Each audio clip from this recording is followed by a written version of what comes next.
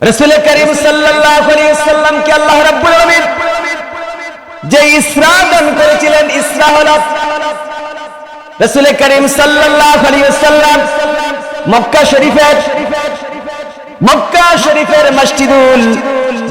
শরীফের মসজিদুল হারাম থেকে এই যে জেরুজালেমের মসজিদুল আকসা পর্যন্ত রাসূলুল্লাহ যে সফর করেছিলেন, বর্তমান ফিলিস্তিনের মসজিদুল আকসা, হারাম শরীফ থেকে মসজিদুল আকসা পর্যন্ত যে সফর করেছিলেন, এই সফরকে বলা হয়, এই ভ্রমণকে বলা হয় ইসরা।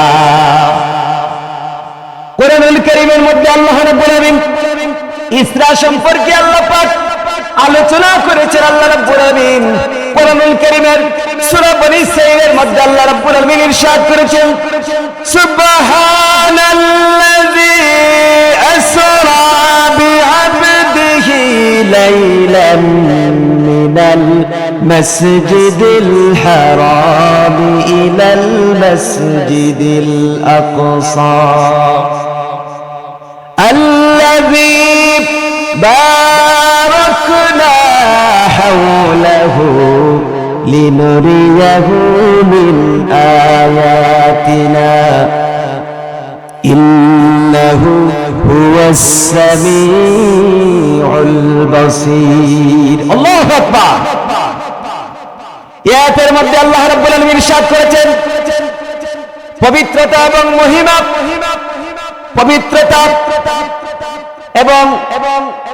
পবিত্র এবং মহিমাময় সেই মহান সত্তা, যিনি তার বান্দাকে মানে মুহাম্মদুর রাসূলুল্লাহ সাল্লাল্লাহু আলাইহি ওয়াসাল্লামকে রাতের কিছু সময় মক্কা শরীফের মসজিদুল হারাম থেকে জেরুজালেমের মসজিদুল আকসা পর্যন্ত, বর্তমান ফিলিস্তিনের মসজিদুল আকসা পর্যন্ত সফর করিয়েছেন, ভ্রমণ করিয়েছেন।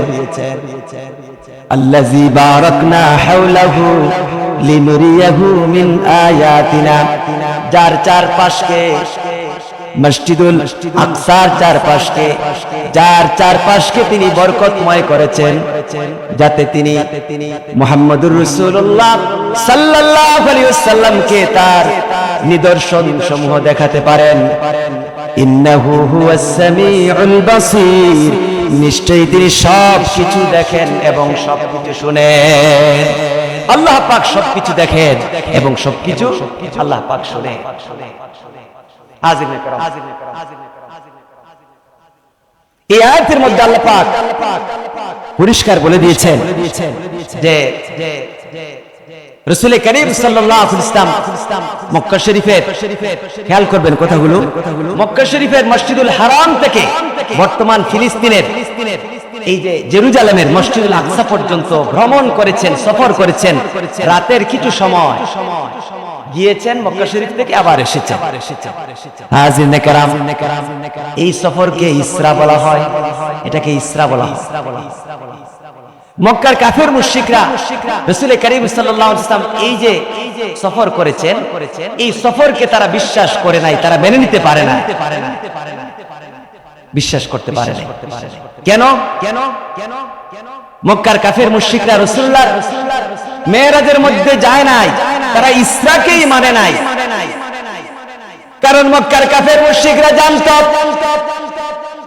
এই যে মক্কা শরীফ থেকে মসজিদুল হারাম থেকে বাইতুল মুকাদ্দাস পর্যন্ত যেতে, জেরুজালেমের বর্তমান ফিলিস্তিনের মসজিদুল আকসা পর্যন্ত যেতে একজন মানুষের সময় লাগে 1 মাস, আবার আসতেও সময় লাগে 1 মাস 2 মাস। আর রাসূলুল্লাহ বলেছেন যে তিনি পুরো রাত নয়, রাতের কিছু সময়ের মধ্যে গিয়েছেন, কিছু সময়ের ভেতরেই তিনি গিয়েছেন, আবার এসেছেন। সেজন্য মক্কার কাফের মুশরিকগণ আমার রাসূল করিম সাল্লাল্লাহু আলাইহি ওয়াসাল্লামের ইসরাকে তারা মানতে পারে নাই, তারা বিশ্বাস করতে পারে নাই, তারা মেরাজের মধ্যে যায় নাই, ইসরাকেই তারা বলেছে যে না, আমরা বিশ্বাস করতে পারি। নাউযুবিল্লাহি মিন যালিক। অথচ হাজিরিন کرام, মক্কার কাফের মুশরিকরা একটা বারের জন্য চিন্তা করে নাই আমার রাসূলুল্লাহ এই সফরটা, রাসূল করিম সাল্লাল্লাহু আলাইহি ওয়াসাল্লামের এই সফরটা অলৌকিক সফর ছিল, এটা মানুষের ক্ষমতার বাহিরে এই সফরটা ছিল। হাজিরিন کرام, একটা বার তারা এটা চিন্তা করে নাই, তারা রাসূলুল্লাহর এই মেরাজকে ইসরাকে বিশ্বাস করে নাই। হাজিরিনে কেরাম, বিশ্বাস করে নাই। বলা হচ্ছে যে রাসূল করিম সাল্লাল্লাহু আলাইহি ওয়াসাল্লাম যখন এই কথাগুলো যখন কাফেরদের সামনে এবং মুসলমানদের সামনে যখন পেশ করলেন যে আমি তো রাত্রিবেলা মক্কা শরীফ থেকে বায়তুল মুকাদ্দাসে গিয়েছিলাম, আবার সেখান থেকে এসেছি, এই কথাগুলো যখন বললেন তখন মক্কার কাফেররা এই কথাগুলো শোনার পর রাসূলুল্লাহকে নিয়ে তারা ঠাট্টা বিদ্রূপ করলো। নাউযুবিল্লাহি মিন যালিক। হাজিরিনে কেরাম, বলা হচ্ছে যে ইবনে কাসির রাহমাতুল্লাহ আলাইহি তিনি বলেছেন যে রাসূল করিম সাল্লাল্লাহু আলাইহি ওয়াসাল্লাম মসজিদুল হারামের মধ্যে রাসূল করিম সাল্লাল্লাহু আলাইহি ওয়াসাল্লাম চুপচাপ বসে রয়েছেন।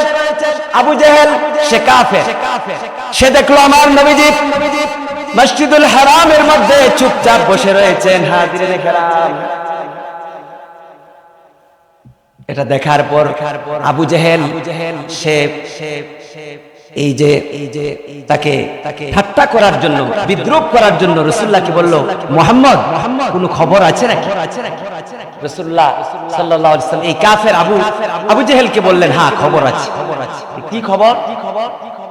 তখন রাসূল করিম সাল্লাল্লাহু আলাইহি ওয়াসাল্লাম আবু জেহেলকে বললেন যে আল্লাহ পাক আমাকে মক্কা শরীফের মসজিদুল হারাম থেকে এই বর্তমান ফিলিস্তিনের জেরুজালেমের মসজিদুল আকসা পর্যন্ত আল্লাহ পাক আমাকে সফর করিয়েছেন, রাতের কিছু সময়ের মধ্যে সেখানে নিয়েছেন, আবার মক্কা শরীফে আবার এনেছেন।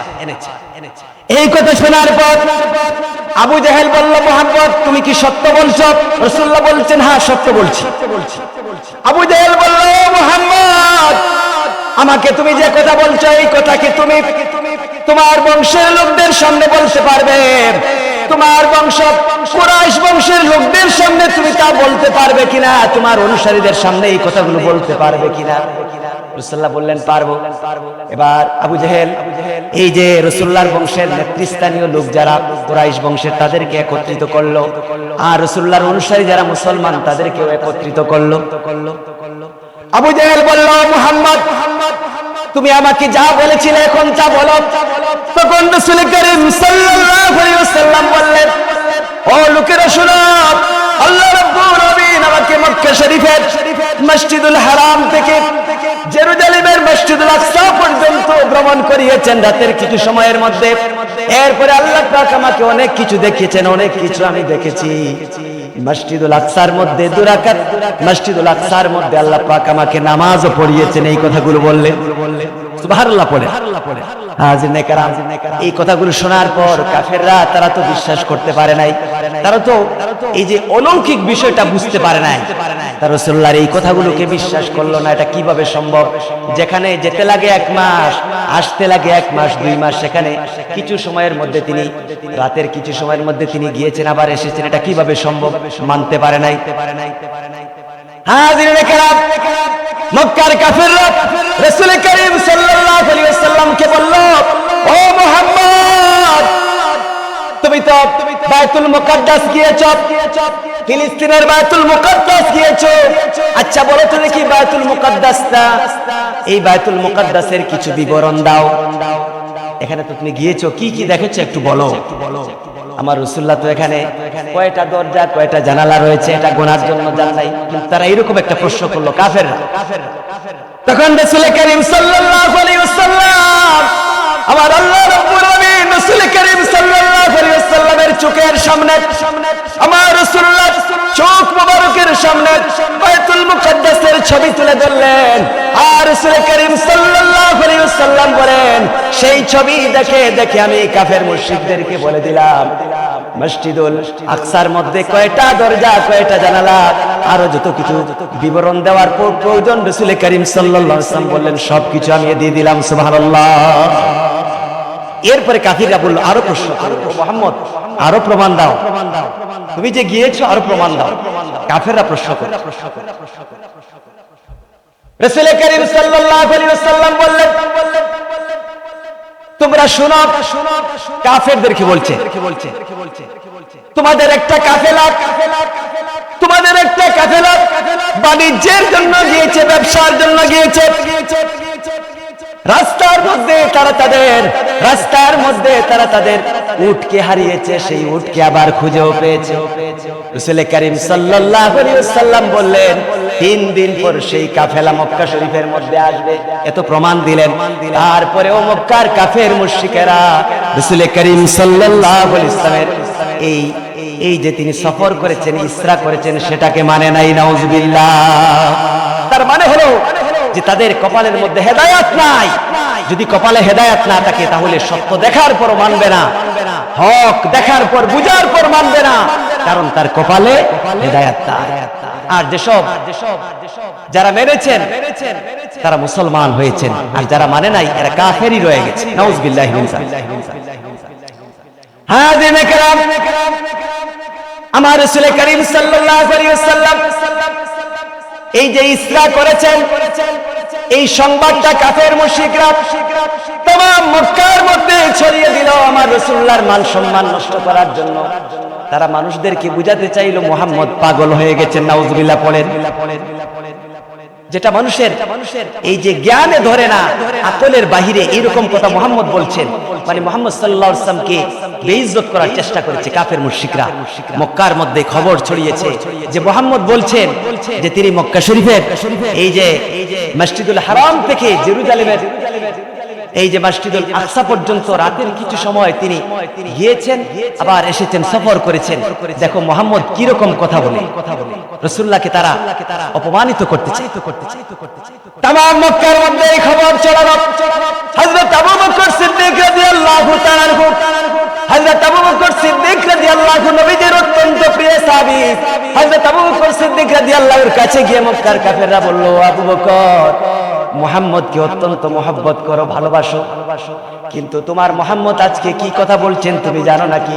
মুহাম্মদ বলছেন যে এই যে মক্কা শরীফের মসজিদুল হারাম থেকে জেরুজালেমের মসজিদুল আকসা পর্যন্ত সফর করেছেন, কথাটা মানা যায় নাকি? আবু বকর সিদ্দিক রাদিয়াল্লাহু প্রথমে বললেন যে না, তোমরা আমার রাসূলুল্লাহর নামে মিথ্যা কথা বলছো।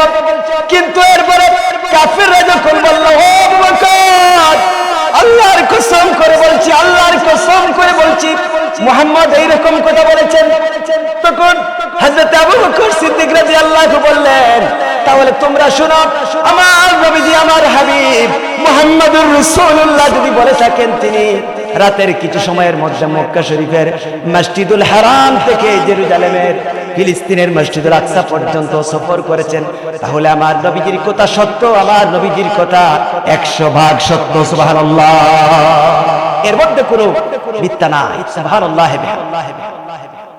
হাজিরিনে কেরাম, আমার রাসূল করিম সাল্লাল্লাহু আলাইহি ওয়াসাল্লাম নবীজির দরবারে হযরত আবু বকর যখন আসলেন, আমার রাসূলুল্লাহ আবু বকর সিদ্দিক রাদিয়াল্লাহু কে বললেন, আবু বকর রে, এইরকম তো আল্লাহ পাক আমাকে ইসরা করিয়েছেন, মক্কা শরীফ থেকে জেরুজালেমে নিয়েছেন। হযরত আবু বকর বললেন, ইয়া রাসূলুল্লাহ, আমি তা বিশ্বাস করছি। আমার রাসূলুল্লাহর কথা যখন শেষ হয়ে গেল, রাসূলুল্লাহর কথা যখন শেষ হয়ে গেল, তখন হযরত আবু বকর বললেন, ইয়া রাসূলুল্লাহ, আমি সাক্ষ্য দিচ্ছি আপনি হক নবী, আপনি সত্য নবী। ওগো নবী, আপনি মক্কা শরীফের মসজিদুল হারাম থেকে জেরুজালেমের মসজিদুল আকসা পর্যন্ত সফর করেছেন, ইসরা করেছেন, এটা সত্য। সুবহানাল্লাহ। হযরত আবু বকর যখন রাসূলুল্লাহর সামনে এই কথাগুলো বললেন, তখন রাসূলুল্লাহ বললেন, ও আবু বকর, তুমি যখন আমার কথাকে, তুমি যখন আমাকে সত্য নবী হিসেবে সাক্ষ্য দিলে, আমার ইসরাকে সত্য বলে সাক্ষ্য দিলে, তাহলে ও আবু বকর শোনো, আমিও তোমাকে বলছি তুমি হচ্ছ সিদ্দিক। সুবহানাল্লাহ। হযরত আবু বকরকে রাসূলুল্লাহ সিদ্দিক উপাধি দিলেন। হাজিরিনে কেরাম, এই যে ইসরা যেটার মেরাজ, এটার সাথে মুসলমানদের ঈমানদারদের ঈমান জড়িত। যদি রাসূলুল্লাহর ইসরা, রাসূল করিম সাল্লাল্লাহু আলাইহি ওয়াসাল্লামের মেরাজ সশরীরে হয়েছে, স্বপ্নের মধ্যে নয়, জাগ্রত অবস্থায় সশরীরে হয়েছে, এটা যদি কোনো মুসলমান বিশ্বাস না করেন তাহলে তার ঈমান নষ্ট হয়ে যাবে। আমার রাসূল করিম সাল্লাল্লাহু আলাইহি ওয়াসাল্লামের ইসরা এবং মেরাজ সশরীরে হয়েছে, জাগ্রত অবস্থায় হয়েছে, এটা বিশ্বাস করা, এটা হলো ঈমানের অঙ্গ। হাজিরিনে কেরাম, রাসূলুল্লাহর মেরাজ যদি এটা যদি এই যে সশরীরে না হতো, স্বপ্নে হতো, তাহলে মক্কার কাফের মুশরিকরা সেটা অস্বীকার করত। কারণ স্বপ্নের মাধ্যমে অনেক কিছুই হয়। স্বপ্নের মাধ্যমে আপনি লন্ডন আমেরিকা যেতে পারেন, স্বপ্নের মাধ্যমে আপনি হজ করতে পারেন। অনেক মানুষ স্বপ্নের মধ্যে অনেক কিছুই করেন, সম্ভব। কিন্তু রাসূল করিম সাল্লাল্লাহু আলাইহি ওয়াসাল্লামের এই ইসরার মেরাজ এটা স্বপ্নে ছিল না, সশরীরে ছিল, জাগ্রত অবস্থায় ছিল। এজন্য মক্কার কাফের মুশরিকরা আমার রাসূলুল্লাহর এই ইসরার মেরাজকে মানে নাই।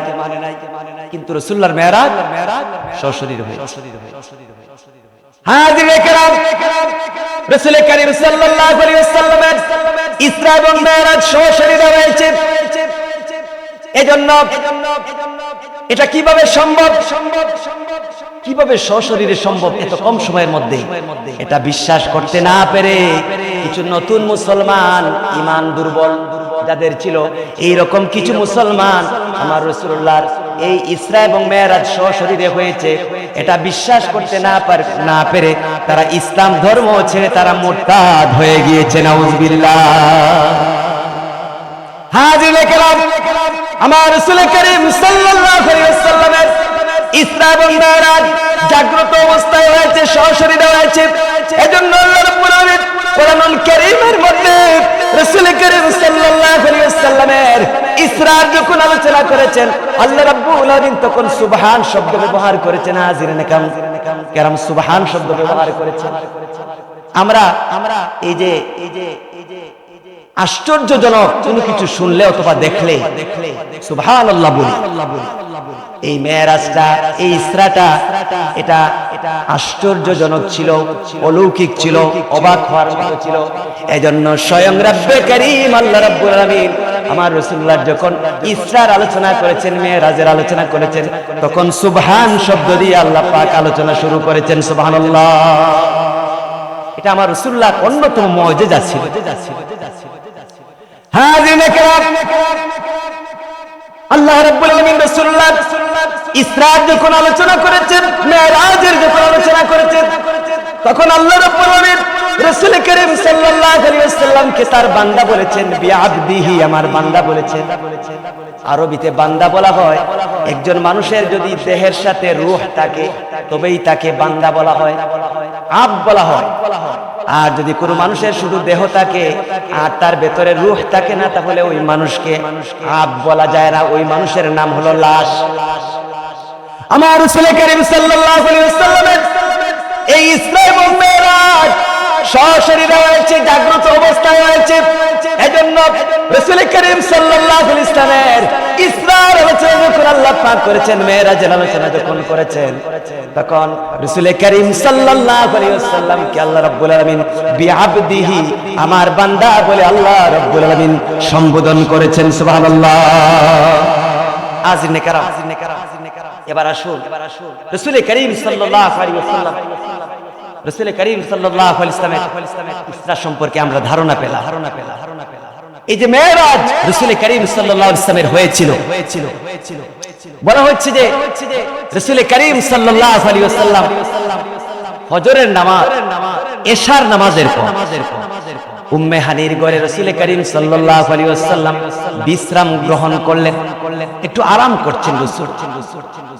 এমন সময় হযরত জিবরাইল আলাইহিস সালাম, এমন সময় হযরত জিবরাইল আলাইহিস সালাম এবং আরো কিছু ফেরেশতা ঘরের ছাদকে ভেদ করে, ঘরের ছাদকে ভেদ করে ঘরের মধ্যে প্রবেশ করলেন, যে ঘরের মধ্যে আমার রাসূলুল্লাহ আরাম ফরমাচ্ছেন। হাজিরিন کرام, রাসূল করিম সাল্লাল্লাহু আলাইহি ওয়াসাল্লাম তখন তন্দ্রা অবস্থায় ছিলেন, ঘুমের মধ্যেও নয় আবার সজাগও নয়, ঘুমও নয় আবার সজাগও নয়, এর মাঝামাঝি অবস্থা হলো তন্দ্রা, তন্দ্রার মধ্যে ছিলেন।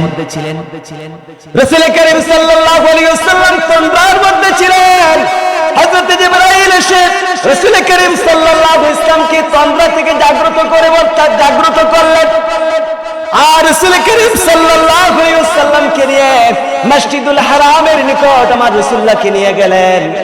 মসজিদুল হারামের নিকট যাওয়ার পর রাসূল করিম সাল্লাল্লাহু আলাইহি ওয়াসাল্লাম হাতিমে কাবা, হাতিমে কাবার মধ্যে ঢলে পড়লেন, রাসূলুল্লাহ শুয়ে পড়লেন।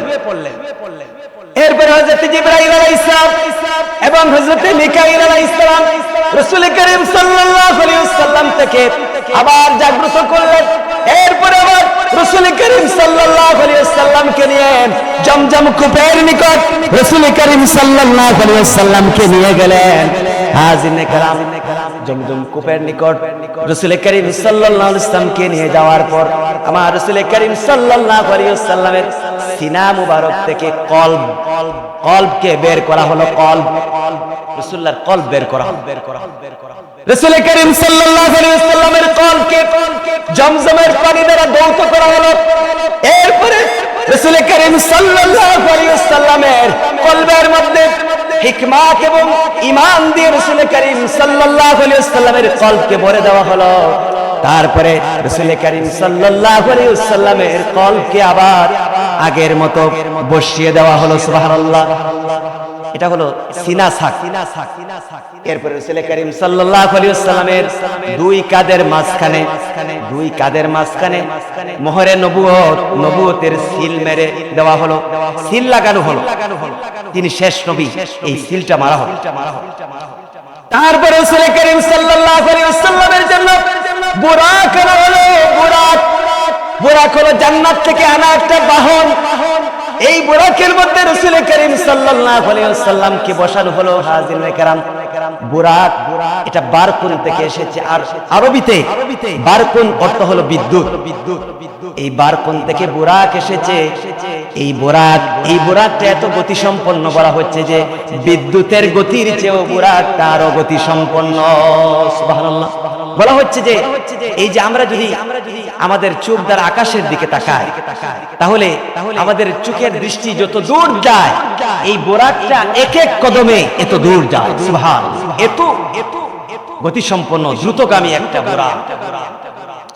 হাজিরিনে কেরাম, বুরাক সম্পর্কে বলা হয়েছে এই বুরাকটা গাধার চেয়ে বড় আর খচ্চরের চেয়ে ছোট।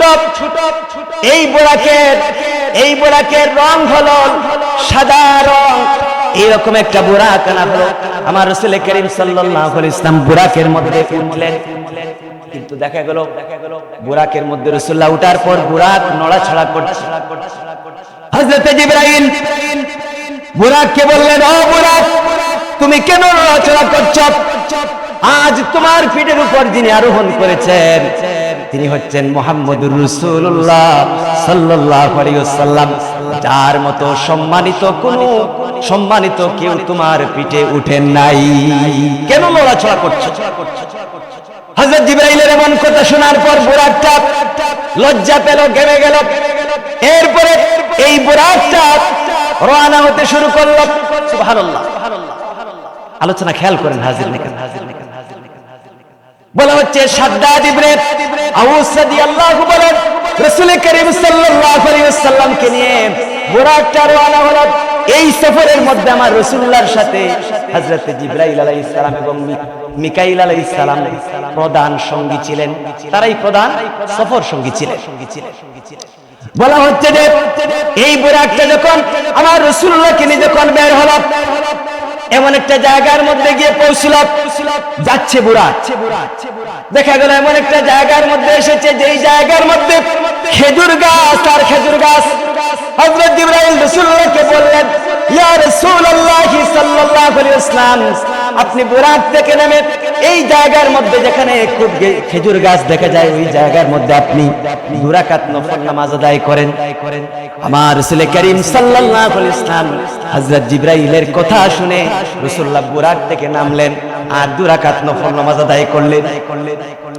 নামাজ যখন শেষ হয়ে গেল, হযরত জিবরাইল রাসূল করিম সাল্লাল্লাহু আলাইহি ওয়াসাল্লামকে বললেন, ইয়া রাসূলুল্লাহ, ওগো নবী, আপনি জানেন নাকি আপনি কোন জায়গায় নামাজ আদায় করেছেন? আমার রাসূলুল্লাহ বললেন, জিবরাইল কোন জায়গা?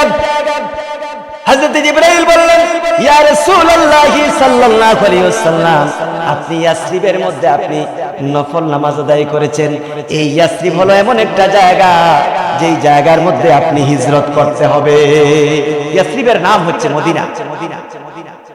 আমার রাসূল করিম সাল্লাল্লাহু আলাইহি ওয়াসাল্লামকে যখন মক্কার কাফির মুশরিকরা যখন অত্যাচার আর নির্যাতনের মাত্রা যখন বাড়িয়ে দিল, দিন দিন মক্কা শরীফের অবস্থা যখন খারাপের দিকে গেল, আল্লাহ রাব্বুল আলামিন আমার নবীজির প্রতি নির্দেশ করলেন, ও আমার হাবিব মুহাম্মদুর রাসূলুল্লাহ সাল্লাল্লাহু আলাইহি ওয়াসাল্লাম মক্কা শরীফ থেকে হিজরত করে ইয়াসরিবের মধ্যে চলে যান। আমার রাসূলুল্লাহ ইয়াসরিবের মধ্যে গেলেন।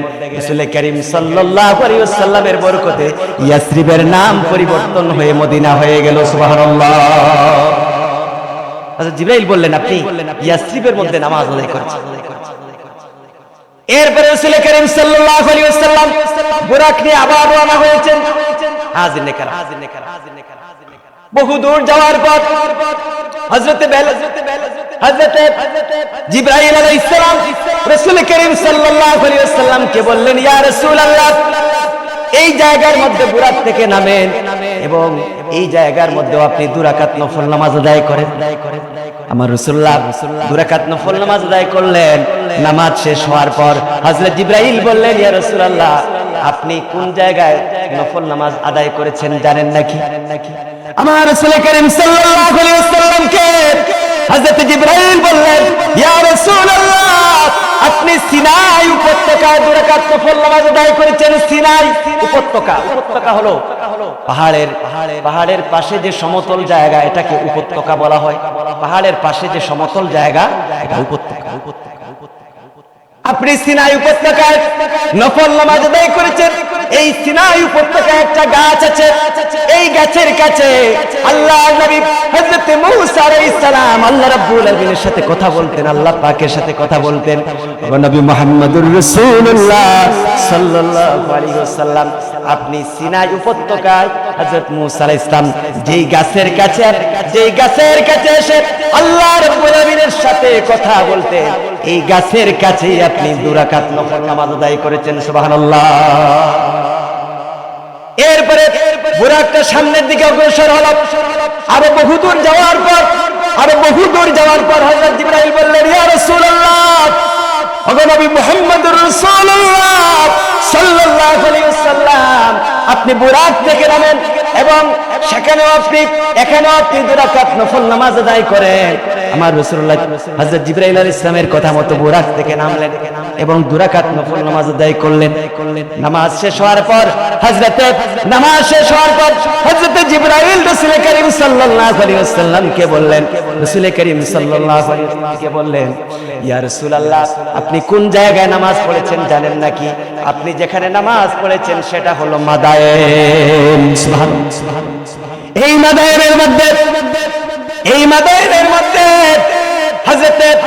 হযরত শুআয়ব আলাইহিস সালাম, আল্লাহর নবী শুআয়ব আলাইহিস সালাম মাদায়েনের মধ্যে বসবাস করতেন। আপনি সেখানে 2 রাকাত নফল নামাজ আদায় করেছেন। এরপরে বুরাক আবার সামনের দিকে অগ্রসর হলো আমার রাসূলুল্লাহকে নিয়ে। বহু দূর যাওয়ার পর হযরত জিবরাইল বললেন, ইয়া রাসূলুল্লাহ, বুরাক থেকে নামেন, আবার 2 রাকাত নফল নামাজ আদায় করেন। এই জায়গার মধ্যে আমার রাসূল করিম সাল্লাল্লাহু আলাইহি ওয়াসাল্লাম হযরত জিবরাইলের কথা মতো বুরাক থেকে নামলেন এবং 2 রাকাত নফল নামাজ আদায় করলেন। নামাজ শেষ হওয়ার পর হযরত জিবরাইল আলাইহিস সালাম বললেন, ওগো নবী মুহাম্মদুর রাসূলুল্লাহ সাল্লাল্লাহু আলাইহি ওয়াসাল্লাম, আপনি বাইতুল লাহমের মধ্যে 2 রাকাত নফল নামাজ আদায় করেছেন, যেই জায়গার মধ্যে হযরত ঈসা আলাইহিস সালাম জন্মগ্রহণ করেছিলেন। সুবহানাল্লাহ। এই পুরো ইসরা এবং মেরাজ জুড়ে দেখবেন নামাজ আর নামাজ। রাসূলুল্লাহ বহু জায়গায় নামাজ আদায় করেছেন এবং মেরাজের মাধ্যমে রাসূলুল্লাহ আল্লাহ পাকের পক্ষ থেকে যে বিশেষ নিয়ামত লাভ করেছেন সেটা হলো নামাজ। কিন্তু দুর্ভাগ্যের বিষয়, আমরা মুসলমান কিন্তু নামাজ আদায় করি না। এটা আমাদের জন্য দুর্ভাগ্যের বিষয়। অথচ কিয়ামতের দিন আল্লাহ পাক সর্বপ্রথম নামাজের হিসাব নেবেন। রাসূলুল্লাহ বলেছেন, যার নামাজের হিসাব সুন্দর হবে, যার নামাজের হিসাব সঠিক হবে, তিনি পার পেয়ে যাবেন। আর যার নামাজের হিসাবের মধ্যে সঠিকতা পাওয়া যাবে না, তিনি আটকা পড়বেন এবং তিনি বিপদের মধ্যে। মুসলমান আর কাফেরের মধ্যে পার্থক্য হলো নামাজ। একজন মুসলমান নামাজ আদায় করেন কিন্তু কাফের নামাজ আদায় করে না। রাসূল করিম সাল্লাল্লাহু আলাইহি ওয়াসাল্লাম বলেছেন, আস-সালাতু মিরাজুল মুমিনিন, নামাজ হচ্ছে মুমিনদের জন্য মেরাজ। নামাজ হচ্ছে মুমিনদের জন্য মেরাজ, জন্য নামাজ আদায় করতে। হাজিরে কেরাম, আমার রাসূল করিম সাল্লাল্লাহু আলাইহি ওয়াসাল্লাম এই যে সফর করছেন, এই সফরের মধ্যে রাসূল করিম সাল্লাল্লাহু আলাইহি ওয়াসাল্লাম অনেক কিছুই দেখলেন, অনেক শাস্তি দেখলেন, আযাব দেখলেন। রাসূল করিম সাল্লাল্লাহু আলাইহি ওয়াসাল্লাম যখন বুরাকের উপর উঠলেন, ওঠার পর রাসূল করিম সাল্লাল্লাহু আলাইহি ওয়াসাল্লাম দেখলেন এক বৃদ্ধাকে দেখলেন, এক বৃদ্ধা, এক বুড়ি আমার রাসূলুল্লাহকে দেখে সে ডাকছে, বৃদ্ধা ডাকছে। জিবরাইল বললেন, ইয়া রাসূলুল্লাহ, এই বুড়ির দিকে আপনি তাকাবেন না এবং তার দিকে, তার ডাকে আপনি সাড়া দিবেন না, আপনি সামনের দিকে চলেন। এরপর রাসূলুল্লাহ বলেন, আরো কিছু দূর যাওয়ার পর আমি দেখলাম, আরো কিছু দূর যাওয়ার পর আমি দেখলাম এক বৃদ্ধকে, সে আমাকে ডাকছে। হযরত জিবরাইল আমার রাসূলুল্লাহকে বললেন, ইয়া রাসূলুল্লাহ, ইয়া রাসূলুল্লাহ, এই বৃদ্ধের দিকেও আপনি তাকাবেন না, আপনি সামনের দিকে অগ্রসর হন। এরপরে আরো কিছু দূর যাওয়ার পর রাসূল করিম সাল্লাল্লাহু আলাইহি ওয়াসাল্লাম বলেন, আমি দেখলাম কিছু লোককে, এক জামাত লোককে দেখলাম। রাসূল করিম সাল্লাল্লাহু আলাইহি ওয়াসাল্লাম বলেন, এই জামাতের লোকেরা আমাকে সালাম দিল, আসসালামু আলাইকা ইয়া আউয়ালু, আসসালামু আলাইকা ইয়া আখিরু, আসসালামু আলাইকা ইয়া হাশিরু। এরা আমাকে সালাম দিল,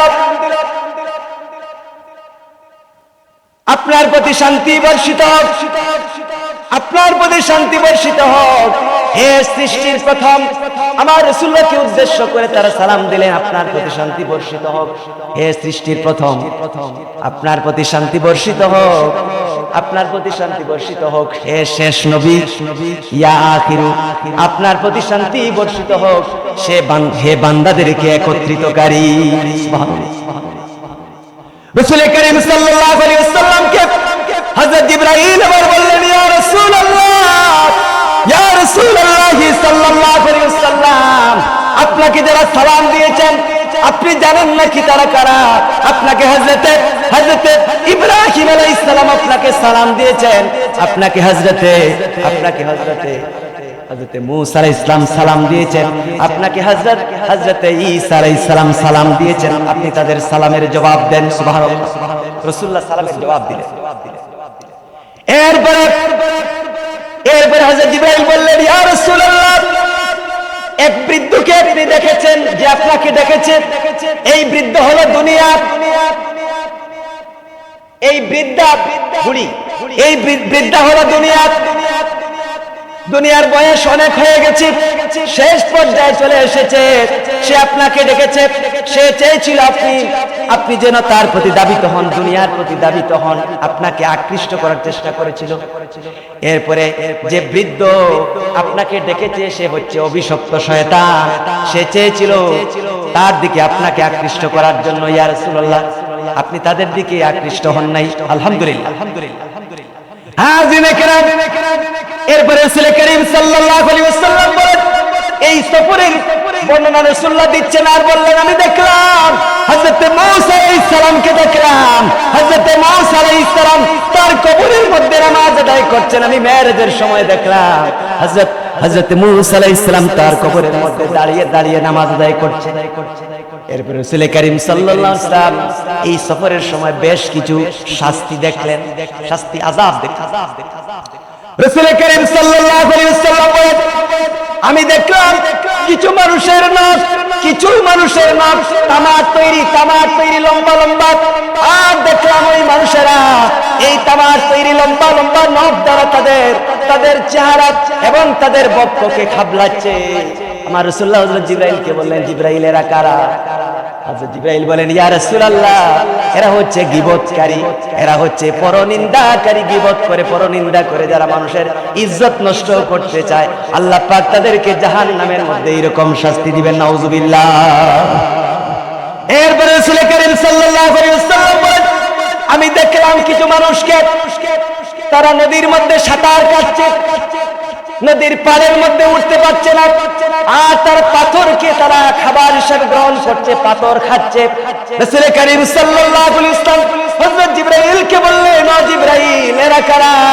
হযরত জিবরাইল বলেন, ইয়া রাসূলুল্লাহ, এরা হলো সুদখোর, যারা সুদের সাথে জড়িত, আল্লাহ রাব্বুল আলামিন সুদখোরদেরকে জাহান্নামের মধ্যে আল্লাহ রাব্বুল আলামিন এইরকম শাস্তি দিবেন, নাউজুবিল্লাহ। হাজিরিনে কেরাম, রাসূল করিম সাল্লাল্লাহু আলাইহি ওয়াসাল্লাম বলেছেন যে সুদের সাথে তিন প্রকার মানুষ জড়িত। যে সুদ আনে, যে সুদ দেয়, আর মাঝখানে যিনি মধ্যস্থতাকারী, এই তিন প্রকার মানুষের প্রতি রাসূল করিম সাল্লাল্লাহু আলাইহি ওয়াসাল্লাম লানত করেছেন, রাসূলুল্লাহ লানত করেছেন। শুধু তাই নয়, বলা হচ্ছে যে সুদখোরদের পেট ঘরের ন্যায় বড় বড় হবে এবং তাদের পেটের মধ্যে বিষাক্ত সাপ কিলবিল করবে, নাউজুবিল্লাহ পড়ে। কোন মানুষের পক্ষে এইরকম শাস্তি এটা সহ্য করা সম্ভব নয়, সুতরাং সুদ থেকে দূরে থাকতে হবে। রাসূল করিম সাল্লাল্লাহু আলাইহি ওয়াসাল্লাম বলেছেন সুদের সর্বনিম্ন গুনাহ হলো একজন মানুষ যদি তার নিজের মায়ের সাথে জিনা করে, নিজের মায়ের সাথে জিনা করলে যে গুনাহ হয়, আমার রাসূলুল্লাহ বলেছে যে ব্যক্তি সুদের সাথে জড়িত ওই ব্যক্তির আমলনামার মধ্যে, ওই ব্যক্তির আমলনামার মধ্যে মায়ের সাথে জিনা করার গুনাহ আল্লাহ পাক দান করেন, নাউজুবিল্লাহ পড়েন, নাউজুবিল্লাহ। হাজিরিনে কেরাম, কিভাবে আমরা সুদের সাথে জড়িত হব না বুঝে যদি আমরা করি, আল্লাহ পাক ক্ষমা করুন, জীবনে আর সুদের সাথে জড়িত হব না। আমরা রাসূলুল্লাহ অত্যন্ত ঘৃণার সাথে এই কথাগুলো বলেছেন। আর সুদের এই যে সবচেয়ে বড় গুনাহ যেটা, এটা রাসূলুল্লাহ বলেন নাই, এটা কি হতে পারে আল্লাহ পাকই ভালো জানেন। এরপরে রাসূল করিম সাল্লাল্লাহু আলাইহি ওয়াসাল্লাম বলেন, আমি সামনের দিকে গেলাম, তারপরে আমি দেখলাম রাসূল করিম সাল্লাল্লাহু আলাইহি ওয়াসাল্লাম বলেন, আমি দেখলাম কিছু মানুষ তাদের মাথাকে পাথর দ্বারা আঘাত করে চূর্ণ বিচূর্ণ করা হচ্ছে, পাথর দ্বারা আঘাত করে চূর্ণ বিচূর্ণ করা হচ্ছে। এরপরে এই মাথাটা আবার আগের মতো ভালো হয়ে যাচ্ছে। এইরকম মাথাকে চূর্ণ বিচূর্ণ করা হয়, পাথর দ্বারা আঘাত করে আবার ভালো হয়ে যায়, এরকম শাস্তি চলছে। হযরত রাসূলুল্লাহ জিবরাইলকে বললেন, ও জিবরাইল, এরা কারা? হযরত জিবরাইল বললেন, ইয়া রাসূলুল্লাহ, ইয়া রাসূলুল্লাহ সাল্লাল্লাহু আলাইহি ওয়াসাল্লাম, ফরজ নামাজের ব্যাপারে যারা উদাসীন, ফরজ নামাজ যারা আদায় করেন না, আল্লাহ রাব্বুল আলামিন জাহান্নামের মধ্যে আল্লাহ রাব্বুল আলামিন তাদেরকে এইরকম শাস্তি দিবেন, নাউজুবিল্লাহ। যারা নামাজ আদায় করেন না তাদের শাস্তি। এরপরে রাসূল করিম সাল্লাল্লাহু আলাইহি ওয়াসাল্লাম বলেন, আমি দেখলাম কিছু মানুষের সামনে রান্না করা ভালো গোশত রয়েছে একটা পাত্রের মধ্যে, আরেকটা পাত্রের মধ্যে পচা দুর্গন্ধযুক্ত কাঁচা গোশত রয়েছে। আমি দেখলাম মানুষেরা এই পচা এবং দুর্গন্ধযুক্ত গোশতকে এসে গ্রহণ করছে, খাবার হিসাবে খাচ্ছে। রাসূলুল্লাহ হযরত জিবরাইলকে বললেন, জিবরাইল, এরা কারা? হযরতে জিবরাইল রাসূল করিম সাল্লাল্লাহু আলাইহি ওয়াসাল্লামকে বললেন, ইয়া রাসূলুল্লাহ, ইয়া রাসূলুল্লাহ সাল্লাল্লাহু আলাইহি ওয়াসাল্লাম, এরা হচ্ছে আপনার উম্মতের সেই সকল পুরুষ যাদের হালাল স্ত্রী থাকার পর খারাপ নারীর সাথে জিনা করেছে, ব্যভিচার করেছে, এটা হচ্ছে তাদের শাস্তি। এরপরে রাসূলুল্লাহ বললেন, এরপরে জিবরাইল বললেন, ইয়া রাসূলুল্লাহ, এটা হলো আপনার উম্মতের সেই সকল নারীদের শাস্তি যাদের হালাল স্বামী থাকার পর খারাপ স্বামীর সাথে জিনা ব্যভিচার করেছে, নাউজুবিল্লাহ। এদেরকে আল্লাহ পাক এইরকম শাস্তি দিবেন, জাহান্নাম দিবেন। আল্লাহ পাক আমাদেরকে হেফাজত করুন, পড়ি আমিন। হাজিরে কেরামের পরে রাসূল করিম সাল্লাল্লাহু আলাইহি ওয়াসাল্লাম বলেন, আমি দেখলাম কিছু মানুষের জিহ্বা এবং ঠোঁটকে আগুনের কেচি দ্বারা কাটা হচ্ছে। হযরত রাসূল করিম সাল্লাল্লাহু আলাইহি ওয়াসাল্লাম জিবরাইলকে বললেন, ও জিবরাইল, এরা কারা? জিবরাইল আলাইহিস সালাম রাসূল করিম সাল্লাল্লাহু আলাইহি ওয়াসাল্লামকে বললেন, ইয়া রাসূলুল্লাহ, এরা হচ্ছে আপনার উম্মতের সেই সকল আলেম যারা মানুষকে ভালো কথা বলে কিন্তু নিজেরা এই ভালো কথার উপর আমল করে না। আল্লাহ পাক তাদেরকে জাহান্নামের মধ্যে এরকম শাস্তি দিবেন, নাউজুবিল্লাহ। ভালো কথা মানুষকে বললে নিজে আমল করতে হবে, নতুবা বিপদ রয়েছে। রাসূলুল্লাহ বলেছেন, বিপদ হচ্ছে। হাজিরিনে কেরাম, এরপর রাসূল করিম সাল্লাল্লাহু আলাইহি ওয়াসাল্লাম এই বিষয়গুলো দেখার পর শেষ পর্যন্ত এই যে বায়তুল মুকাদ্দাস, বর্তমান ফিলিস্তিনের জেরুজালেমের মসজিদুল আকসায় গিয়ে পৌঁছে গেলেন। মসজিদুল আকসায় পৌঁছার পর একটা পাথরকে ছিদ্র করে জিবরাইল আলাইহিস সালাম এই যে বুরাক, এটাকে বেঁধে রাখতেন। এই পাথরের মধ্যে অন্যান্য নবীদের বাহনকেও বেঁধে রাখা হতো। এরপরে রাসূল করিম সাল্লাল্লাহু আলাইহি ওয়াসাল্লাম বলেন, আমি এবং জিবরাইল আলাইহিস সালাম আমরা মসজিদুল জেরুজালেমের মসজিদুল আকসার মধ্যে আমরা 2 রাকাত নফল নামাজ আদায় করলাম। এরপরে আযান হলো, ইকামত হলো, লোকজন সকলেই মসজিদের মধ্যে কাতার বন্দী হয়ে রয়েছে। এমন সময় জিবরাইল এসে বললেন, ইয়া রাসূলুল্লাহ, আপনি নামাজ পড়ান, সামনে যান। হযরত জিবরাইল আমাকে ইমামের জায়গার মধ্যে দাঁড় করিয়ে দিলেন আর বললেন, ইয়া রাসূলুল্লাহ, আপনি নামাজ আদায় করান। নামাজ পড়া যখন শেষ হয়ে গেল, হযরত জিবরাইল বললেন, ওগো নবী, আপনি জানেন নাকি আপনার পেছনে কারা নামাজ আদায় করেছে? আপনার পেছনে এই দুনিয়ার মধ্যে আল্লাহ রাব্বুল আলামিন যত নবী এবং রাসূলদেরকে প্রেরণ করেছিলেন 1,24,000, মতান্তরে 2,24,000 নবী রাসূল, এরা প্রত্যেকেই আপনার পেছনে নামাজ আদায় করেছেন। সুবহানাল্লাহ, সুবহানাল্লাহ। হাজিরিন কেরাম, এজন্য আমার রাসূলুল্লাহ হচ্ছেন ইমামুল আম্বিয়া ওয়াল মুরসালিন, নবী এবং রাসূলদের ইমাম। এটা আল্লাহ পাকের দেওয়া সম্মান। এই সম্মান আল্লাহ পাক রাসূলুল্লাহ ছাড়া আর কাউকে দেন নাই। সুবহানাল্লাহ। হাজিরিন কেরাম, নামাজ যখন শেষ হলো, এরপর আমার রাসূল করিম সাল্লাল্লাহু আলাইহি ওয়াসাল্লামের সামনে 3টা পেয়ালা পেশ করা হলো। একটা পেয়ালার মধ্যে দুধ রয়েছে, আরেকটা পেয়ালার মধ্যে শরাব রয়েছে, মদ রয়েছে, আরেকটা পেয়ালার মধ্যে পানি রয়েছে। আমার রাসূল করিম সাল্লাল্লাহু আলাইহি ওয়াসাল্লাম দুধের পেয়ালা গ্রহণ করলেন, দুধ গ্রহণ করলেন। হযরত জিবরাইল বললেন, ইয়া রাসূলুল্লাহ সাল্লাল্লাহু আলাইহি ওয়াসাল্লাম, আপনি স্বভাব ধর্ম দ্বীনি ফিতরাত গ্রহণ করেছেন, আপনি স্বভাব ধর্ম গ্রহণ করেছেন। সুবহানাল্লাহ। হযরত জিবরাইল বললেন, ইয়া রাসূলুল্লাহ, আপনি যদি পানি গ্রহণ করতেন তাহলে আপনার উম্মতের ভাগ্য নষ্ট হয়ে যেত, আর যদি আপনি শরাব গ্রহণ করতেন, মদ গ্রহণ করতেন, তাহলে আপনার উম্মতেরা দিশেহারা হয়ে যেত, তাদের মধ্যে আদর্শ বলতে নীতি নৈতিকতা কিছু থাকতো না। নাউজুবিল্লাহ। হাজিরিন কেরাম, এরপর রাসূল করিম সাল্লাল্লাহু আলাইহি ওয়াসাল্লাম এই বাইতুল মুকদ্দাস জেরুজালেম, বর্তমান ফিলিস্তিনের বাইতুল মুকদ্দাস থেকে রাসূল করিম সাল্লাল্লাহু আলাইহি ওয়াসাল্লাম বুরাকের উপর আবার আরোহণ করলেন, উঠলেন। এই বাইতুল মুকদ্দাস থেকে এই যে সিদরাতুল মুনতাহা পর্যন্ত এবং সিদরাতুল মুনতাহা থেকে আল্লাহ পাকের দিদার পর্যন্ত এই যে আসমানি সফর ছিল, এই সফরকে বলা হয় মেরাজ। এক ভাগের নাম হলো ইসরা, আর এই যে মসজিদুল আকসা থেকে রাসূলুল্লাহ এই যে সিদরাতুল মুনতাহা গেছেন, সিদরাতুল মুনতাহা থেকে আল্লাহ পাকের সাথে দিদার লাভ করেছেন, আসমানি যে সফর করেছেন, এই অংশের নাম হলো মেরাজ। হাজিরিন কেরাম, মেরাজের আলোচনা আল্লাহ পাক কোরআনুল কারীমের মধ্যে করেছেন। হাজিরিন কেরাম, বলা হচ্ছে আমার রাসূল করিম সাল্লাল্লাহু আলাইহি ওয়াসাল্লাম বুরাকে উঠলেন, বাইতুল মুকদ্দাস থেকে বের হয়ে।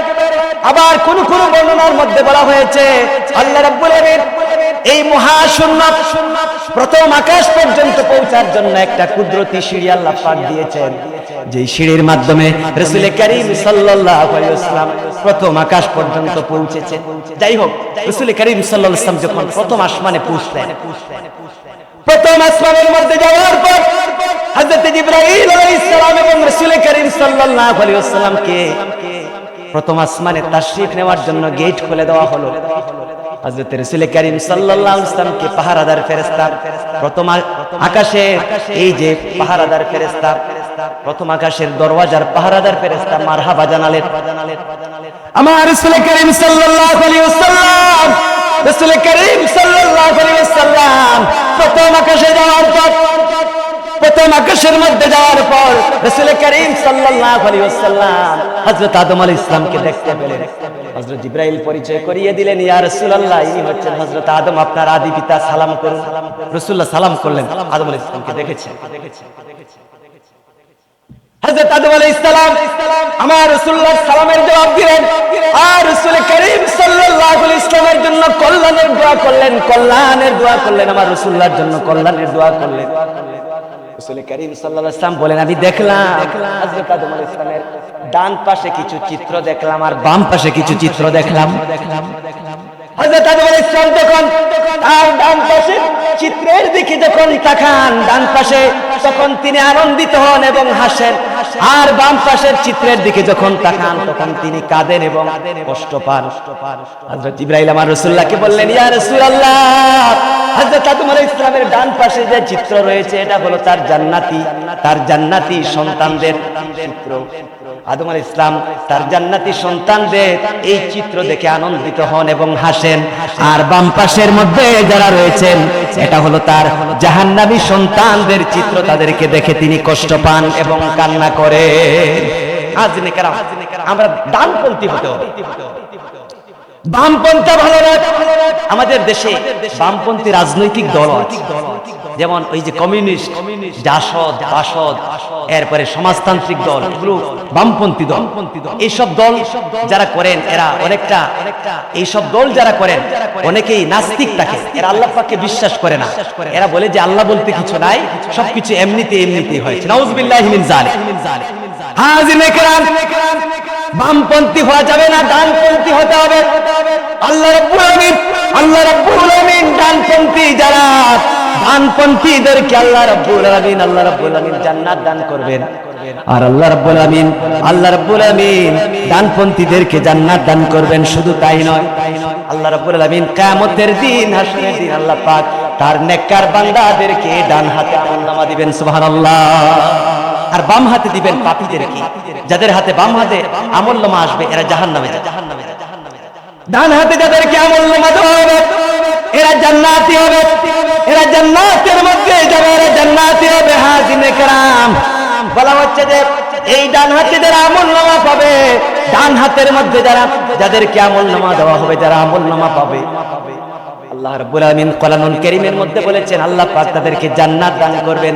শুধু জান্নাত দান করবেন না, অত্যন্ত সুন্দরী আল্লাহ রাব্বুল আলামিন স্ত্রী দান করবেন। সুবহানাল্লাহ। এটা কোরআনুল কারীমে আল্লাহ পাক বলেছেন, আমার মুখের কোনো কথা। কোরআনুল কারীমের মধ্যে আল্লাহ রাব্বুল আলামিন ইরশাদ করেছেন, ইন্না আনশানাহুন্না ইনশাআ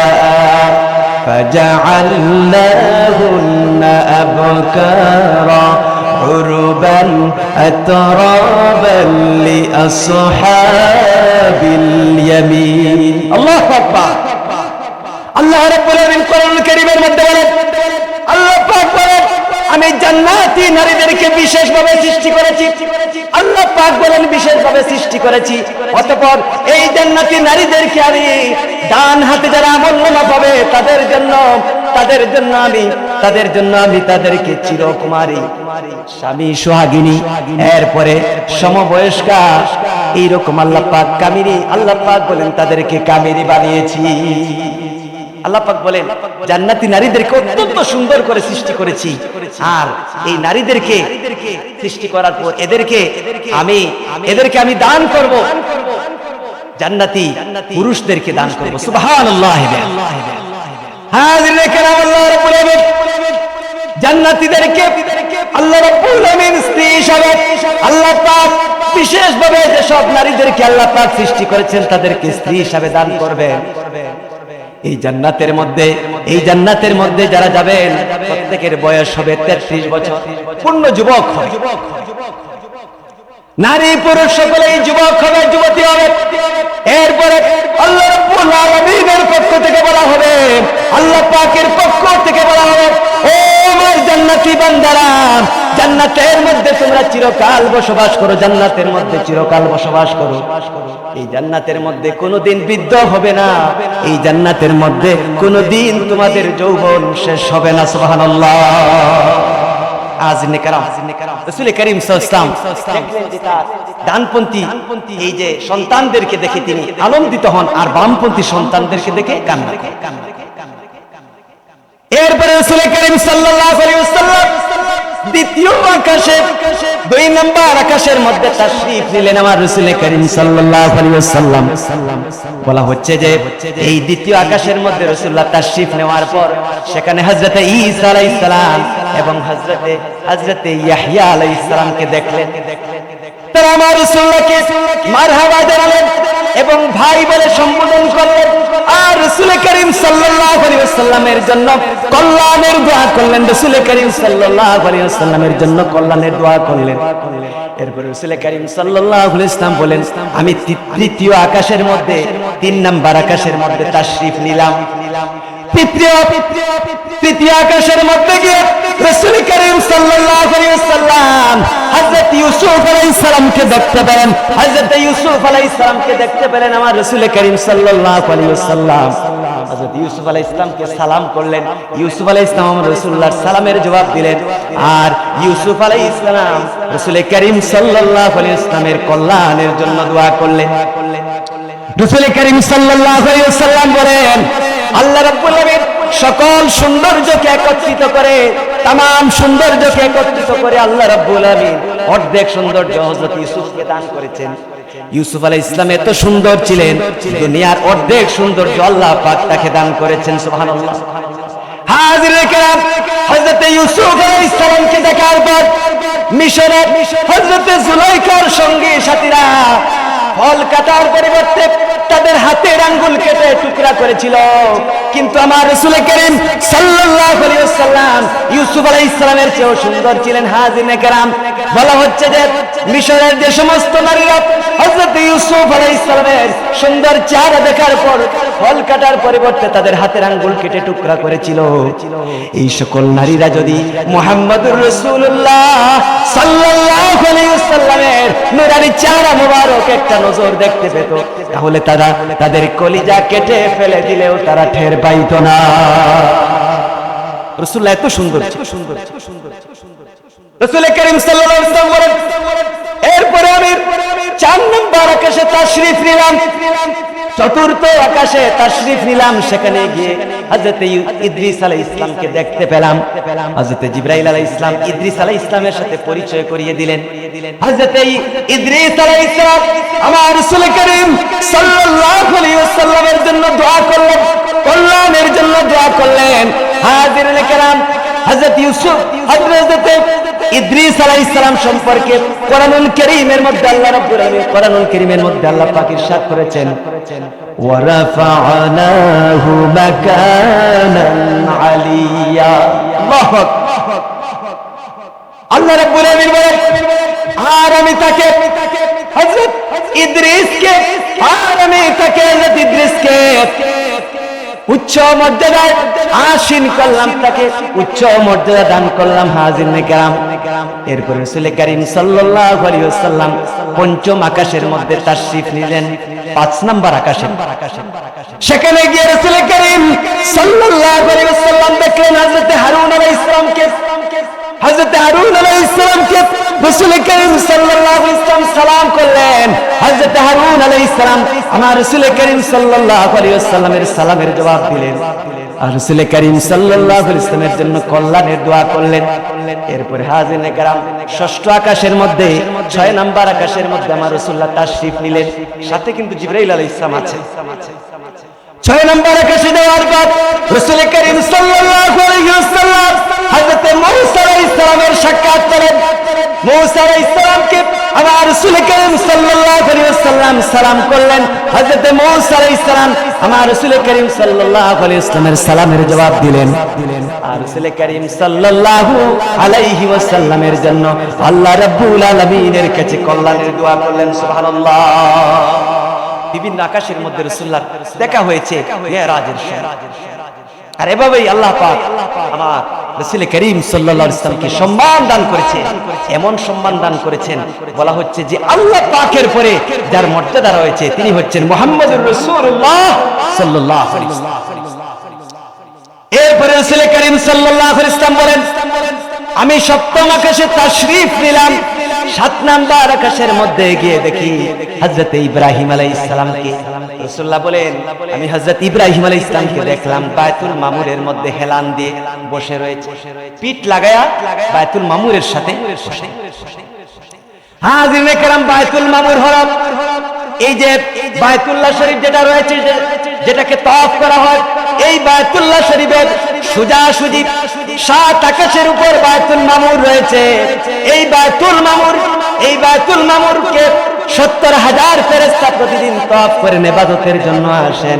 রাসূল করিম সাল্লাল্লাহু আলাইহি ওয়াসাল্লাম বলেছেন, এই বায়তুল মামুরের মধ্যে যারা একবার তওয়াফ করেন, এরা দ্বিতীয়বার ফেরেশতারা আর তওয়াফ করার সুযোগ পান না।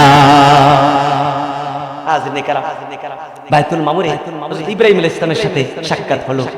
রাসূলুল্লাহকে পরিচয় করিয়ে দিলেন হযরত জিবরাইল আলাইহিস সালাম, যে তিনি হচ্ছেন মুসলিম জাতির পিতা ইব্রাহিম আলাইহিস সালাম, আপনি সালাম করুন। রাসূলুল্লাহ হযরত ইব্রাহিম আলাইহিস সালামকে সালাম করলেন। ইব্রাহিম আলাইহিস সালাম আমার রাসূলুল্লাহর জন্য কল্যাণের দোয়া করলেন। এরপর হযরত ইব্রাহিম আলাইহিস সালাম বললেন, ও মুহাম্মদুর রাসূলুল্লাহ সাল্লাল্লাহু আলাইহি ওয়াসাল্লাম, আপনার উম্মতদেরকে আমার সালাম দিবেন। আমাদেরকে ইব্রাহিম আলাইহিস সালাম নবীজির মাধ্যমে সালাম দিয়েছেন মেরাজের সময়।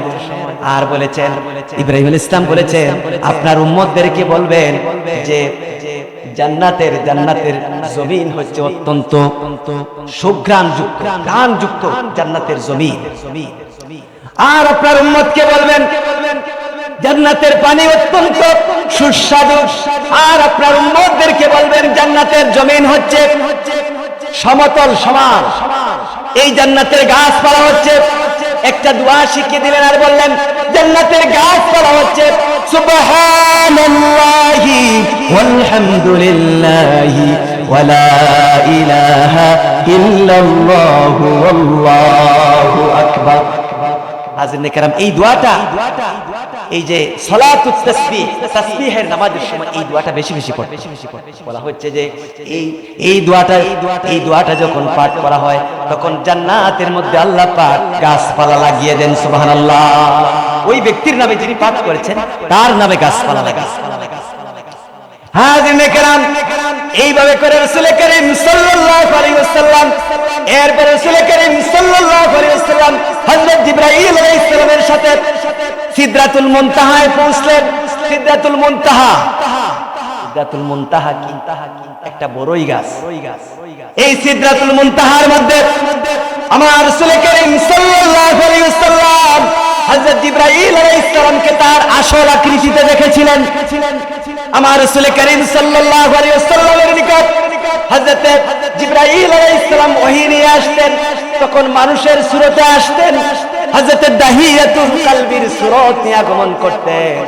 আমার রাসূলুল্লাহ হযরত জিবরাইলকে মেরাজের সময় সিদরাতুল মুনতাহার মধ্যে আমার রাসূলুল্লাহ হযরত জিবরাইলকে তার আসল সুরতে দেখেছেন। কোরআনুল কারীমের মধ্যে এসেছে ওয়ালাকাদ রাআহু নাযলাতান উখরা ইনদা সিদরাতিল মুনতাহা। আল্লাহ রাব্বুল আমিন বলেন, তিনি তাকে, নিশ্চয় তিনি তাকে মুহাম্মদুর রাসূলুল্লাহ সাল্লাল্লাহু আলাইহি ওয়াসাল্লাম হযরত জিবরাইল আলাইহিস সালামকে আরেকবার সিদরাতুল মুনতাহার মধ্যে দেখেছিলেন। হাজিরিনে কেরাম, বলা হচ্ছে তখন আসল সুরতে দেখেছেন। জিবরাইল আলাইহিস সালামকে আসল সুরতে দেখেছেন। এই সিদরাতুল মুনতাহা একটা বড়ই গাছ। বলা হচ্ছে যে 7 আকাশের উপর এই সিদরাতুল মুনতাহা। এই সিদরাতুল মুনতাহা বড়ই গাছের এই যে মূল রয়েছে, এই মূল থেকে কিছু নহর প্রবাহিত হয়েছে, পানির নহর প্রবাহিত হয়েছে, দুধের নহর প্রবাহিত হয়েছে, মধুর নহর প্রবাহিত হয়েছে, শরাবের নহর প্রবাহিত হয়েছে। বলা হচ্ছে যে তা পানকারীদের জন্য, দুধ পানকারীদের জন্য, এরপরে মধু পানকারীদের জন্য, শরাব পানকারীদের জন্য অত্যন্ত সুস্বাদু। সুবহানাল্লাহ। হাজিরিনে কেরাম, বলা হচ্ছে এই সিদরাতুল মুনতাহা যে বড়ই গাছ যেটা, এর ছায়াটা এত বিশাল একটা ছায়া হবে। রাসূল করিম সাল্লাল্লাহু আলাইহি ওয়াসাল্লাম বলেছেন, একজন মানুষ যদি এই বড়ই গাছের ছায়ার এক পাশ থেকে আরেক পাশের মধ্যে যদি যেতে চান তাহলে 70 বছর সময় লেগে যাবে। তারপরেও এই বড়ই গাছের ছায়া তার পক্ষে পার হওয়া সম্ভব নয়। এমন একটা বিশাল সিদরাতুল মুনতাহা, এটা এমন একটা সীমানা, এর উপরে ফেরেশতাদের যাওয়ার কোনো সুযোগ নাই। বলা হচ্ছে সিদরাতুল মুনতাহার উপরে যারা আছেন এরা সিদরাতুল মুনতাহার নিচে আসতে পারে, আর যারা নিচে রয়েছেন এরা উপরে যেতে পারেন না। আল্লাহ পাক নিষেধ করেছেন। হযরত জিবরাইল আলাইহিস সালাম রাসূল করিম সাল্লাল্লাহু আলাইহি ওয়াসাল্লামকে সিদরাতুল মুনতাহায় নিয়ে যাওয়ার পর হযরত জিবরাইল আলাইহিস সালাম থেমে গেলেন, বিনীতভাবে আল্লাহ পাক মাফ করে দিবেন। এরপরে আল্লাহ পাকের ফেরেশতাগণ শাফাআত করবেন, আল্লাহ পাক মাফ করে দিবেন। শুধু তাই নয়, বলা হচ্ছে স্বয়ং আল্লাহ রাব্বুল আলামিন কবিরা গুনাহকারীদেরকে মেহেরবানি করে মাফ করে দিবেন। সুবহানাল্লাহ, সুবহানাল্লাহ বিহামদিহি। তবে শিরিক করা যাবে না, আল্লাহ পাকের সাথে কাউকে করা যাবে না। আল্লাহ রাব্বুল আলামিন রাসূলকে যে মহান নিয়ামত দান করেছেন সেটা হলো নামাজ। হাজিনে কেরাম রাসূল করিম সাল্লাল্লাহু আলাইহি ওয়াসাল্লামকে আল্লাহ পাক 50 ওয়াক্ত নামাজ দান করেছিলেন। 50 ওয়াক্ত নামাজ দান করেছেন রাসূল করিম সাল্লাল্লাহু আলাইহি ওয়াসাল্লাম। এই নামাজ দিয়ে চলে আসবেন। হযরত মূসা আলাইহিস সালামের সাথে সাক্ষাৎ হলো। মূসা নবী জিজ্ঞেস করলেন, ওগো আখিরি নবী মুহাম্মদুর রাসূলুল্লাহ, আল্লাহ পাক আপনাকে কি দান করেছেন? রাসূলুল্লাহ বললেন, আল্লাহ পাক তো আমাকে 50 ওয়াক্ত নামাজ দান করেছেন। মূসা আলাইহিস সালাম বললেন, ওগো নবী মুহাম্মদুর রাসূলুল্লাহ, 50 ওয়াক্ত নামাজ আপনার উম্মত আদায় করতে পারবে না। আল্লাহ পাককে বলেন কমায় দেওয়ার জন্য। আমার রাসূলুল্লাহ কমানোর জন্য আবেদন করলেন। আল্লাহ পাক কমাতে কমাতে 5 ওয়াক্ত দান করলেন। হযরত মূসা আলাইহিস সালাম বললেন, ওগো নবী মুহাম্মদুর রাসূলুল্লাহ সাল্লাল্লাহু আলাইহি ওয়াসাল্লাম, এই 5 ওয়াক্ত নামাজ আপনার উম্মত আদায় করতে পারবে না, আরো কমিয়ে আনুন। আমার রাসূলুল্লাহ বললেন, ওগো নবী মূসা, এরপরে এই 5 ওয়াক্তের কম আনতে আমার লজ্জা লাগে, আল্লাহ পাকের নিকট আবার যেতে আমার লজ্জা লাগে, আমি আর যেতে পারবো না। রাসূলুল্লাহ 5 ওয়াক্ত নিয়ে চলে আসবেন। এমন সময় আল্লাহ পাক বললেন, ও আমার হাবিব মুহাম্মদুর রাসূলুল্লাহ সাল্লাল্লাহু আলাইহি ওয়াসাল্লাম, আমি তো আপনাকে আপনার উম্মতকে 50 ওয়াক্ত নামাজ দান করেছি। আমি নামাজের ওয়াক্তের সংখ্যা 50 ওয়াক্ত থেকে কমিয়ে 5 ওয়াক্তের মধ্যে এনেছি আপনার আবেদনের প্রেক্ষিতে, দরখাস্তের কারণে। কিন্তু আমার হাবিব 50 ওয়াক্তের সওয়াব কমাই নাই। আপনার যে উম্মত দৈনিক 5 ওয়াক্ত নামাজ আদায় করবে, দৈনিক 5 ওয়াক্ত যে ব্যক্তি নামাজ আদায় করবে, আমি তার আমলনামার মধ্যে 50 ওয়াক্ত নামাজের সওয়াব দিব। সুবহানাল্লাহ। এই নামাজটা রাসূলুল্লাহ বলেছেন মুমিনদের জন্য মেহরাজ।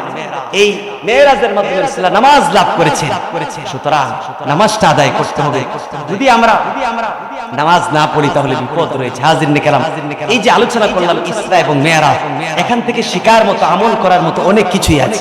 আপনারা যদি বিষয়গুলো খেয়াল করেন তাহলে দেখবেন যে এখানে আমল করার মতো অনেক কিছুই আছে। আল্লাহ পাক যেন এখান থেকে আমল করার মতো যা রয়েছে, প্রথম আমাকে এবং আপনাদের সকলকে আমল করার তৌফিক দান করেন, পড়ি আমিন। হাজিরিন কেরাম, নামাজ আদায় করতে হবে। দুনিয়ার মধ্যে শুধু সফলতা আমরা চাই। আপনি চান দুনিয়ার সফলতা, আমি এ ব্যাপারে নিষেধ করছি না, কিন্তু আখিরাতেও আপনার একটা সফলতার দরকার আছে।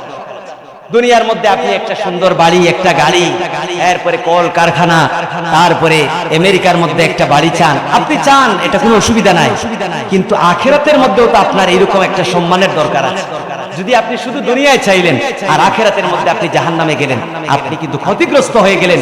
কারণ এই যে আখিরাতের মধ্যে, পরকালের মধ্যে যদি কেউ জাহান্নামের শাস্তিতে পড়ে যান তাহলে ওই ব্যক্তির সর্বনাশ হয়ে যাবে। সেজন্য দুনিয়া এবং আখিরাতের কল্যাণ চাইতে হবে। আল্লাহ পাক আমাদেরকে দোয়া শিখিয়েছেন, রব্বানা আতিনা ফিদ দুনিয়া হাসানাতান ওয়া ফিল আখিরাতি হাসানাতান ওয়া কিনা আযাবান নার। সুবহানাল্লাহ। দুনিয়া এবং আখিরাতের কল্যাণ চাইতে হবে।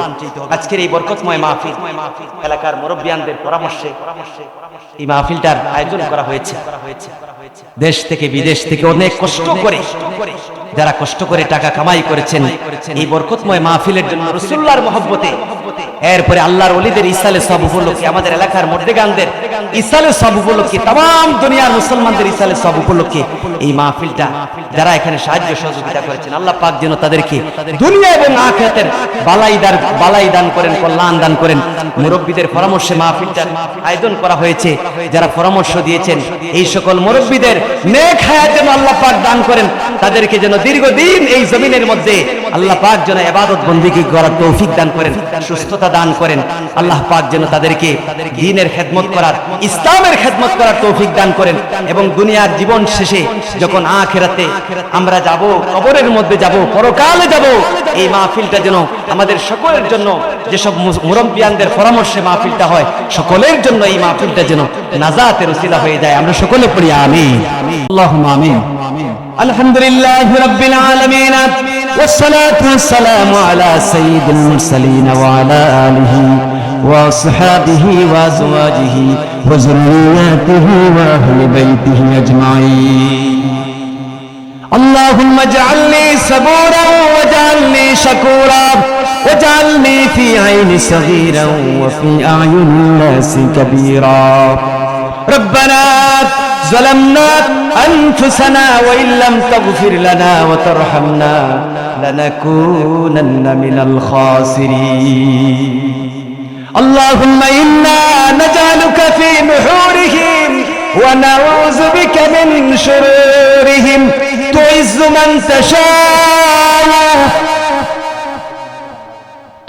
من تشاء وتذل من تشاء بيدك الخير إنك على كل شيء قدير. আয় আল্লাহ, এই বরকতময় মাহফিল, আল্লাহ ঈদে মিলাদুন নবী সাল্লাল্লাহু আলাইহি ওয়াসাল্লাম মাহফিল এবং ইসলামের সব মাহফিল, এই মাহফিলের মধ্যে বসে আল্লাহ, আয় আল্লাহ, এশার পর থেকে নিয়ে আমরা আলোচনা শুরু করেছি এই পর্যন্ত আপনার বান্দাদেরকে নিয়ে, মুরব্বিয়ানদেরকে নিয়ে, আয় আল্লাহ, মাসুম বাচ্চাদেরকে নিয়ে, আয় আল্লাহ, পর্দার অন্তরালের মা বোনদেরকে নিয়ে, আয় আল্লাহ, আমরা আপনার দরবারে ভিক্ষার হাত বাড়াইলাম। আল্লাহ দয়া করে, মেহেরবানি করে আল্লাহ আপনার মায়ার বান্দা বান্দীদের দিকে তাকায় আমাদের দোয়াকে কবুল করেন ইয়া আল্লাহ। আয় আল্লাহ রাব্বুল আলামিন, ইয়া আল্লাহ, আমাদের এই জামাতের পক্ষ থেকে আয় আল্লাহ অসংখ্য গণিত দুরূদ আর সালামের হাদিয়া নিয়া সোনার মদিনায় নবীজির কদম মোবারকে পৌঁছায় দাও আল্লাহ। এই মাহফিলের মধ্যে যত সওয়াব হয়েছে, এই সওয়াবের হাদিয়া আয় আল্লাহ অসংখ্য গণিত গুণ বাড়ায়া রাসূল করিম সাল্লাল্লাহু আলাইহি ওয়াসাল্লামের কদম মোবারকে পৌঁছায় দাও। আয় আল্লাহ, নবীজির মহব্বত আমাদের অন্তরের মধ্যে পয়দা করে দাও, আমাদের জীবন থেকে বেশি পয়দা করে দাও আল্লাহ। আয় আল্লাহ, নবীজিকে যেন আমরা আমাদের জীবন থেকে বেশি মহব্বত করতে পারি, তৌফিক দান করো। আয় আল্লাহ রাব্বুল আলামিন, আল্লাহ तमाम अंबिया करम साहबाए करम तबेइन तबे तबेइन आइम्माए मुस्ताहिदीन सलफे सालिहीन उलमाए मुतकद्दिमीन मुताखिरीन मुहद्दिसीन मुफस्सिरीन फकीह हादी अल्लाह तमाम औलिया करमेर खिदमत सब पूछे। आय अल्लाह रब्बुल आलामीन, हजरत बड़ा पीर अब्दुल कादिर जिलानी, खाजा मोइनुद्दीन चिश्ती, हजरत शाहजालाल मजरदिया मुनिशा फरान 360 औलियार खिदमते सब पहुंचा दाও। आय अल्लाह रब्बुल आलामीन, এই মাহফিলটা हजरत फुदुली साहब रहमतुल्लाह अलैहि इसारे सब माहफिल, बिस्कुरी साहब रहमतुल्लाह अलैहि इसारे सब माहफिल, नीलम बाजारी साहब रहमतुल्लाह अलैहि इसारे सब माहफिल, এই এলাকার সকল মুর্শিদানদের ইসারে সব মাহফিল। আয় আল্লাহ, এই মাহফিলকে কবুল করেন। আয় আল্লাহ, ফুদুলি সাহেব রহমাতুল্লাহ আলাইহির খেদমতে, বিস্কুরি সাহেব রহমাতুল্লাহ আলাইহির খেদমতে, নীলম বাজারি সাহেব রহমাতুল্লাহ আলাইহির খেদমতে আমাদের পক্ষ থেকে সওয়াব পৌঁছে। আয় আল্লাহ রাব্বুল আলামিন, আল্লাহ এই ওলিদেরকে যেন আমরা মহব্বত করতে পারি তৌফিক দান করো। আমাদের মুর্শিদ কিবলা হযরত বরসাতুল্লাহ নেক হায়াত দান করো। এই ওলিকে আরো দীর্ঘদিন এই জমিনের মধ্যে কোরআন হাদিসের খেদমত করার, এতিম অসহায় বিধবাদের খেদমত করার তৌফিক দান করো আল্লাহ। আয় আল্লাহ, তার ফয়েজ এবং দোয়া আমাদেরকে নসিব করো। কিয়ামত পর্যন্ত এই মাহফিলটাকে এই জমিনের মধ্যে দাইম আর কায়েম করে রাখো আল্লাহ। কিয়ামতের দিন মুসিবতের সময় এই মাহফিলকে আমাদের সকলের জন্য নাজাতের জারিয়া বানায় দিও আল্লাহ। আয় আল্লাহ রাব্বুল আলামিন, এই মাহফিলের মধ্যে যত মেহমানরা আসার কথা, আয় আল্লাহ তাদেরকে আয় আল্লাহ যত সময় আসার তৌফিক দান করো ইয়া আল্লাহ। কোরআন হাদিস থেকে কথা বলার তৌফিক দান করো ইয়া আল্লাহ। আয় আল্লাহ, আমার সাথে হাত তুলেছেন আমার এলাকার মুরব্বিয়ানরা, আয় আল্লাহ এরা পরামর্শ দিয়ে যুবকদেরকে, আয় আল্লাহ মাদ্রাসার ছাত্রদেরকে পরামর্শ দিয়ে এই মাহফিলের আয়োজন করেছেন। প্রত্যেক মুরব্বিয়ানের নেক হায়াত দান করো, এদেরকে নেক আমল করার তৌফিক দান করো। যতদিন দুনিয়ায় জীবিত আছেন এই মাহফিলের সাথে সম্পর্ক এবং আল্লাহ পরামর্শ দেওয়ার তৌফিক দান করো ইয়া আল্লাহ। আয় আল্লাহ দুনিয়ার মুসলিম মুসলমানদেরকে সাহায্য করো। আল্লাহুম্মা ইজ্জাল ইসলাম ওয়াল মুসলিমিন ওয়ানজিজ ওয়াদাকা ওয়া কানা হাক্কান আলাইনা নাসরুল মুমিনিন। আয় আল্লাহ রাব্বুল আলামিন মেহেরবানি করে দয়া করে तमाम মুমিন মুমিনাত মুসলিম মুসলিমাতকে ক্ষমা করে দাও, কুল উম্মতে মরহুমাকে ক্ষমা করে দাও, আমাদের এলাকার तमाम মুর্দেগানকে ক্ষমা করে দাও, আমাদের উপর দাবিদার হকদার আয় আল্লাহ तमाम মুর্দেগানকে maaf করে দাও। আমরা যারা এখানে দুয়ার মধ্যে হাত তুললাম আল্লাহ, আমাদের আব্বা আম্মা যাদের দুনিয়া ছেড়ে অন্ধকার কবরে চলে গেছেন আল্লাহ তাদের কবরের মধ্যে সব পৌঁছায় দাও, কবরগুলোকে জান্নাতুল ফিরদাউসের টুকরা বানায়া দাও। রব্বির হামহুমা কামা রব্বায়ানি সগীরা। সবাই পড়েন রব্বির হামহুমা কামা রব্বায়ানি সগীরা। আয় আল্লাহ আমাদেরকে কোরআনের কথা বলার জন্য, হাদিসের কথা বলার জন্য, ইসলামের কথা বলার জন্য, হক কথা বলার জন্য तमाम দুনিয়ার মধ্যে কবুল করো আল্লাহ, মকবুলিয়াত দান করো ইয়া আল্লাহ, আপনার ওয়াস্তে কথা বলার তৌফিক দান করো। আয় আল্লাহ আমাদের মধ্যে যত জড়তা আছে দূর করে দাও আল্লাহ, বেমারিদের নিয়ামতকে শিফা নিয়ামত দ্বারা পরিবর্তন করে দাও আল্লাহ, বেমারিদের জন্য দোয়া চাওয়া হয়েছে এদেরকে সুস্থতা দান করো। আয় আল্লাহ বিদেশ থেকে অনেক কষ্ট করে আপনার বান্দারা এই মাহফিলের মধ্যে টাকা পয়সা দিয়ে সাহায্য করে, আয় আল্লাহ আপনার কোন বান্দারা বিদেশের জমিন থেকে অনেক কষ্ট করে আল্লাহ কষ্টের টাকা এই মাহফিলের মধ্যে দিয়ে সাহায্য সহযোগিতা করেছেন, এদের প্রত্যেকের পরিচয় আপনার জানা আছে। এই সকল বান্দাদের মধ্যে গানদেরকে ক্ষমা করে দাও আয় আল্লাহ, তাদের জন্য হালাল রিজিক রুজির দরওয়াজা খুলে দাও আয় আল্লাহ, তাদেরকে নেক হায়াত দান করো, দ্বীনের জন্য ইসলামের জন্য কবুল করো আল্লাহ। ربنا تقبل منا إنك أنت السميع العليم رب هب لي من الصالحين رب اجعلني مقيم الصلاة ومن ذريتي ربنا وتقبل دعاء ربنا هب لنا من أزواجنا وذرياتنا قرة أعين وجعلنا للمتقين إماما سبحان ربك رب العزة عما يصفون وسلام على المرسلين والحمد لله رب العالمين.